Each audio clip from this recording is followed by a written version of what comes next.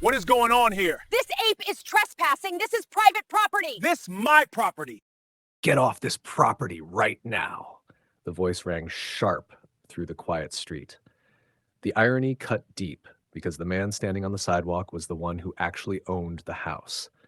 Marcus Hale stood tall, his deep ebony skin glowing under the afternoon sun, a sharp contrast to the crisp white folder of legal documents he gripped in his hand.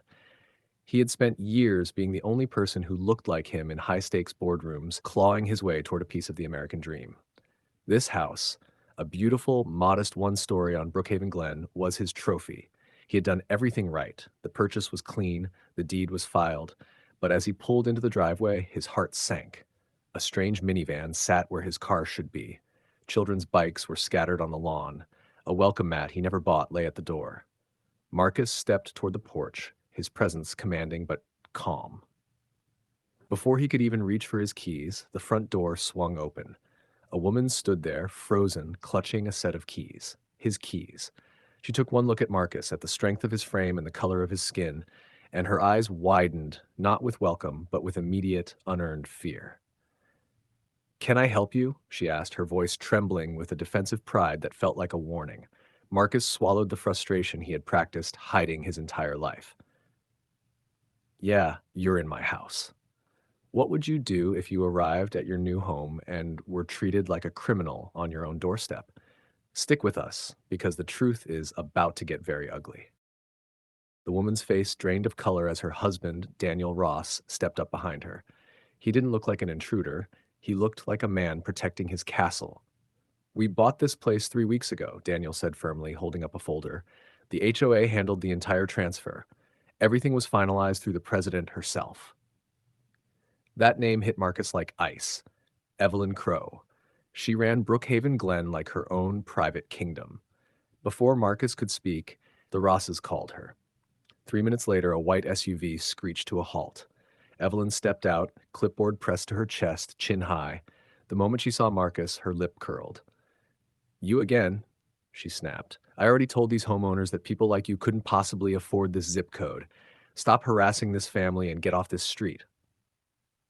"I have the deed, Evelyn," Marcus said, his voice low and steady. "I don't care what papers you printed out," she barked. "I'm the president here. I decide who belongs." She didn't hesitate. She dialed 911, reporting an aggressive trespasser.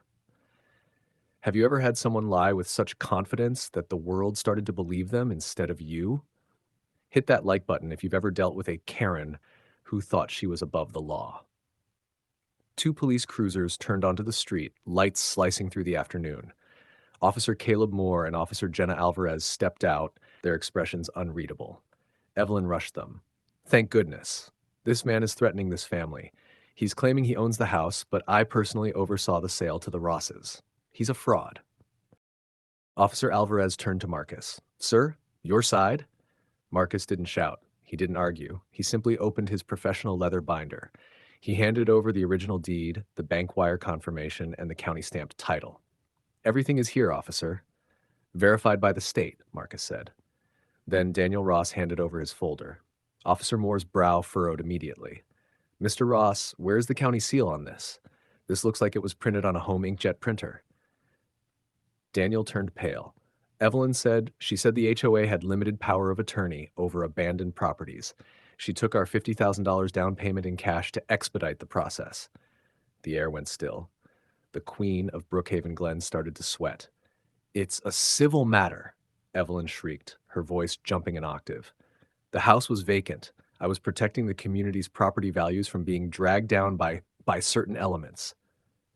Officer Alvarez looked from the flimsy HOA letterhead to Marcus's official government documents.